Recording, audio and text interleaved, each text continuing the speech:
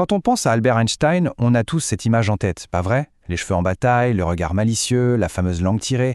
Mais au fond, qui était vraiment l'homme derrière cette icône planétaire? Allez, on va essayer de voir un peu plus loin que la caricature pour comprendre l'esprit qui a littéralement redéfini notre vision de l'univers. Cette petite phrase, lancée par Charlie Chaplin à Einstein lors d'une première de film, elle dit tout. Elle capture parfaitement ce paradoxe incroyable. D'un côté, on a une superstar, sans doute le premier scientifique célébrité de l'histoire, et de l'autre, des théories tellement profondes, tellement révolutionnaires, qu'elles restaient un mystère complet pour le commun des mortels. Alors, pour vraiment saisir le génie du personnage, il faut faire un petit retour en arrière. Bien avant la gloire, bien avant la reconnaissance mondiale. On retourne à une époque où, franchement, personne n'aurait misé un centime sur lui. Et oui, c'est assez fou. Quand on y pense, en 1905, le futur grand Einstein n'est pas du tout le professeur respecté qu'on imagine. Non, non, c'est un jeune homme de 26 ans, un employé de bureau qui passe ses journées à expertiser des inventions pour l'Office des brevets en Suisse. Et le plus fascinant dans cette histoire, c'est que ce job, qui aurait pu être juste un gagne-pain un peu ennuyeux, a en fait été le déclencheur de tout. Pensez-y, à force d'analyser des brevets sur la synchronisation des horloges entre les gares ou sur la transmission de signaux, il était plongé au quotidien dans les problèmes de temps et de simultanéité. La pratique, le concret, a directement nourri sa réflexion théorique. Et c'est là, dans ce contexte improbable, depuis son simple bureau d'employé, que va se produire l'une des plus grandes explosions de créativité de toute l'histoire de la science, ce que l'on appelle son annus mirabilis, son année miracle. Regardez un peu cette chronologie, c'est vertigineux. En à peine quelques mois, ce jeune homme publie une série d'articles qui vont tout simplement dynamiter la physique de l'époque. D'abord, il apporte une preuve solide de l'existence des atomes. Ensuite, il pose une des pierres fondatrices de la physique quantique. Et, comme si ça ne suffisait pas, il nous sort la théorie de la relativité relative et, en bonus, l'équation la plus célèbre du monde, E égale mc². Tout ça en moins d'un an. Le cœur de la relativité restreinte, c'est une idée qui au premier abord ne semble pas logique du tout. Imaginez. Si on est dans un TGV et qu'on lance une balle vers l'avant, sa vitesse va s'ajouter à celle du train. Normal. Eh bien, Einstein postule que ça ne marche pas comme ça avec la lumière.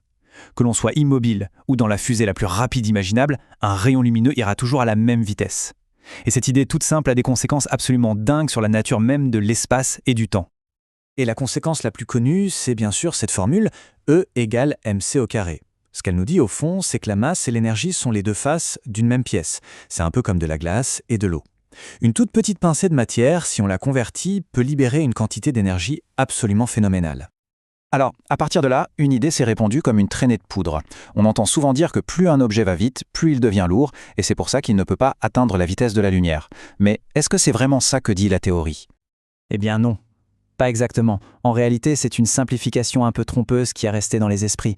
Comme l'explique très bien le physicien Lev Okun, aujourd'hui les physiciens considèrent qu'un objet n'a qu'une seule masse, celle qu'il a au repos, et qu'elle ne change pas. Ce concept de masse relativiste qui augmente est maintenant considéré comme une vieille idée qui prête plus à confusion qu'autre chose. Et la meilleure preuve, c'est Einstein lui-même qui nous la donne. Regardez cette lettre de 1948.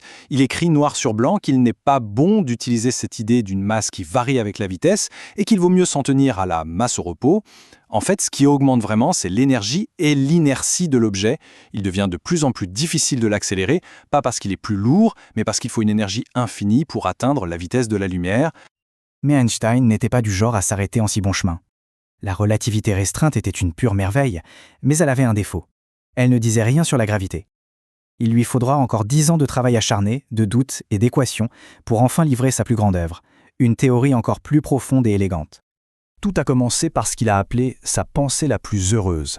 Une idée simple mais géniale, le principe d'équivalence. Il s'est dit que si on était dans une boîte fermée, sans fenêtre, on ne pourrait faire aucune différence entre être posé sur Terre, attiré par la gravité, et être dans l'espace, dans une fusée qui accélère. Les deux sensations sont absolument identiques. Et cette simple équivalence l'a mené à une conclusion qui a tout changé. Si la gravité et l'accélération sont la même chose, alors la gravité n'est pas une force mystérieuse qui agit à distance, comme le pensait Newton, non, c'est une manifestation de la géométrie de l'univers. Les objets massifs comme le Soleil ne tirent pas les planètes, ils déforment le tissu même de l'espace-temps, un peu comme une boule de bowling déforme un trampoline tendu.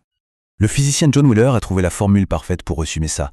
C'est une sorte de danse cosmique. La matière dit à l'espace-temps comment il doit se courber, et en retour, la courbure de cet espace-temps dicte à la matière comment elle doit se déplacer. Les planètes, comme la Terre, ne font que suivre les lignes les plus droites possibles dans cet espace-temps qui a été courbé par le Soleil. C'était une prédiction complètement folle pour l'époque. Si l'espace-temps est courbé, alors même la lumière, qui n'a pas de masse, doit suivre ces courbes. En 1919, une expédition scientifique profite d'une éclipse de soleil pour vérifier.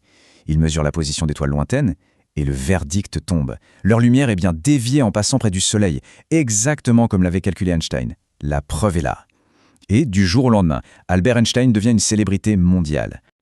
Alors on pourrait se dire qu'Einstein, le grand révolutionnaire qui a tout bousculé, allait forcément être le premier à soutenir la nouvelle révolution en physique.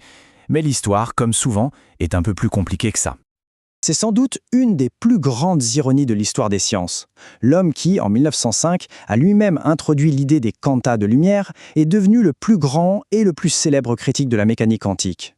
Il a planté la graine, mais il n'a jamais pu accepter l'arbre étrange qui en a poussé. Son désaccord avec les autres pères de la quantique, et surtout avec Niels Bohr, était profond. C'était presque philosophique. Pour Einstein, la physique devait décrire une réalité objective, qui existe que l'on soit là pour la regarder ou pas. Il ne pouvait pas accepter l'idée que le hasard soit une composante fondamentale de l'univers, d'où sa fameuse réplique « Dieu ne joue pas au dé ». Pour lui, la mécanique quantique, avec ses probabilités et ses incertitudes, ne pouvait être qu'une théorie incomplète, une étape en attendant mieux. Mais même si Einstein a perdu ce débat contre la quantique, l'héritage de ses propres théories, lui, est plus vivant que jamais et continue de façonner notre monde de manière spectaculaire. Cet héritage, en fait, il est partout. Les trous noirs, ces objets cosmiques extrêmes, étaient déjà cachés dans ses équations. Les ondes gravitationnelles, ces fameuses vibrations de l'espace-temps, il les avait prédits un siècle avant qu'on arrive enfin à les détecter en 2015. Et de façon beaucoup plus concrète, à chaque fois qu'on utilise un GPS, on utilise la relativité. Sans les corrections dictées par les théories d'Einstein, nos GPS auraient des kilomètres d'erreur chaque jour. Einstein a passé les 30 dernières années de sa vie à chercher une théorie du tout, une équation unique qui unifierait la gravité et la physique quantique.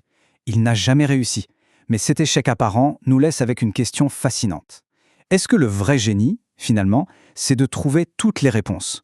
Ou est-ce que c'est de poser des questions si profondes, si nouvelles, qu'elles changent pour toujours la façon dont on explore l'univers ?